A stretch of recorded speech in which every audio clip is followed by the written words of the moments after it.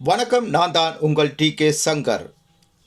இன்றே எனது வலையொலிப்பதிவிலே மீண்டும் யாழ் மண்ணில் அரங்கேறிய ஒரு சம்பவத்தை பற்றித்தான் எனது வலையொலிப்பதிவினூடாக நான் உங்களுக்கு பதிவு செய்ய போகின்றேன்.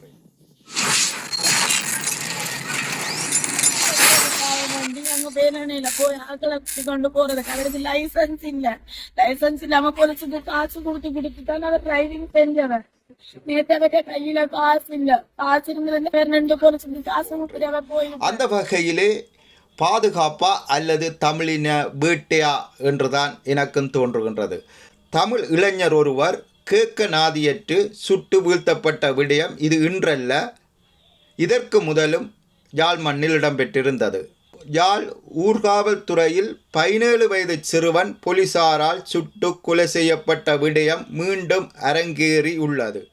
ஒரு வாகனத்தை போலீசார் இடைநிறுத்தும் போது நிற்கவில்லை என்றால் தற்பாதுகாப்புக்காக அந்த வாகனத்தின் ஏனைய பகுதிகளை சுட்டு அந்த வாகனத்தை நிப்பாட்டி அதற்கான சரிபிழைகள் தீர்வுகளை கண்டிருக்கலாம். ஆனால் நேரடியாக சிறுவனின் தலையை குறிவைத்து சுடுவது எவ்வகையான சட்டம்? போலீசாருக்கு யார் கொடுத்தது இந்த அதிகாரம்? ஸ்ரீலங்காவை பொறுத்தளவில் ஒரு கொலை குற்றத்திற்கே மரண தண்டனை வழங்கப்படாத ஒரு நாட்டில் போக்குவரத்து விதியை மீறினான் என்பதற்காக ஒரு உயிரை பலி எடுப்பது எந்த விதத்தில் இது நியாயம்? வடக்கு சித்தங்கனியில் இருக்கிறோம். நேற்றைய முன்தினம் இரவு 17 வயது பையன் இந்த போலீஸ் மறித்து நிற்காத காரணத்தால் சுடப்பட்டு எல்லாருக்கும் தெரிஞ்சிருக்கும். இன்றைக்கு அவரோட வீட்டில் தான் நிற்கிறேன்.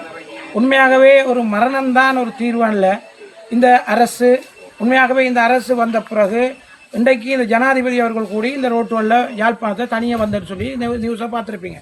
இந்த வாகனத்தில் சரி, இந்த வாகனம் அவர் நிற்க இல்லைன்னு சொன்னால் அந்த வாகனத்துக்கு நம்பரே எடுக்கலாம். இல்லை அந்த வாகனத்துக்கு அடுத்ததாங்கள ஒரு போலீஸ் பாயிண்ட் இருக்குது, அந்த போலீஸ் பாயிண்ட்டுக்கு அறிவிச்சிருக்கலாம். ஆகவே இது ஒரு திட்டமிட்ட செயலாகத்தான் நான் கருதுகிறேன். யாழ் பல்கலைக்கழக மாணவர்கள் 2 இதே போல பல ஆண்டுகளுக்கு முதல்ல சுட்டு கொல்லப்பட்டிருந்தார்கள். அது உங்களுக்கு நினைவிருக்கும். ஆனால் இன்று வரைக்கும் அவர்களுக்கான நியாயமும் நீதியும் கிடைத்ததா என்பதும் அதுவும் ஒரு சந்தேகமாகத்தான் இன்றளவும் பார்க்கப்படுகிறது.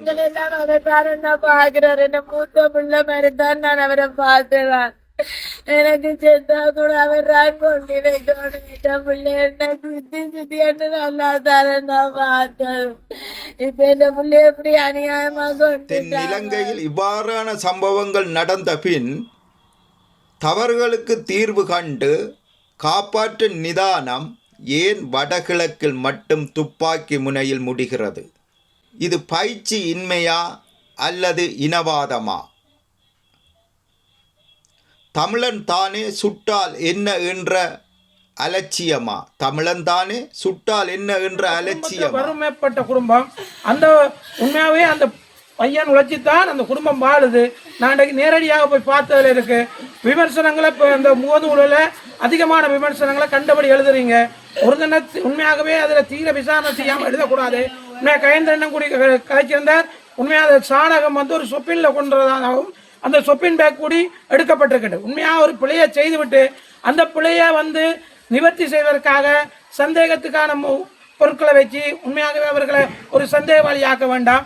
உண்மையாகவே இதுக்கு பாதுகாப்பு அமைச்சில இருந்தோ ஜனாதிபதி செயலகத்திலிருந்தோ இதுக்கான தீர்வு காலநிலையை கருத்தில் கொண்டு தமிழ் இளைஞர்கள், தமிழ் யுவதிகள், பெண்கள் மிக மிக கவனம் தேவை.